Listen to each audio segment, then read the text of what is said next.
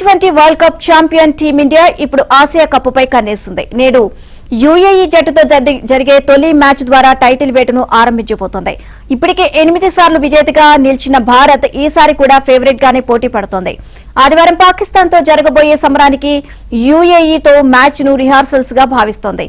ప్రధాన కోచ్ గా గంభీర్ పగ్గాలు చేపట్టినప్పటి నుంచి జట్టులో ఆల్రౌండర్ల ప్రాధాన్యత ఎక్కువగా కనిపిస్తోంది. దీంతో భారత తుది జట్టు కూర్పు ఎలా ఉండబోతుంది అనేది ఇప్పుడు ఆసక్తికరంగా మారింది.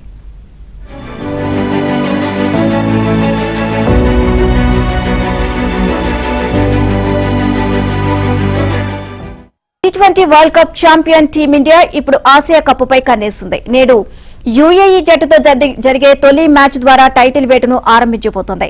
ఇప్పటికే 8 సార్లు విజేతగా నిలిచిన భారత్ ఈసారి కూడా ఫేవరెట్ గానే పోటీ పడుతోంది. ఆదివారం పాకిస్తాన్ తో జరగబోయే సమరానికి యుఏఈతో మ్యాచ్ ను రిహార్సల్స్ గా భావిస్తోంది. ప్రధాన కోచ్ గా గంభీర్ పగ్గాలు చేపట్టినప్పటి నుంచి జట్టులో ఆల్రౌండర్ల ప్రాధాన్యత ఎక్కువగా కనిపిస్తోంది. దీంతో భారత తుది జట్టు కూర్పు ఎలా ఉండబోతుంది అనేది ఇప్పుడు ఆసక్తికరంగా మారింది.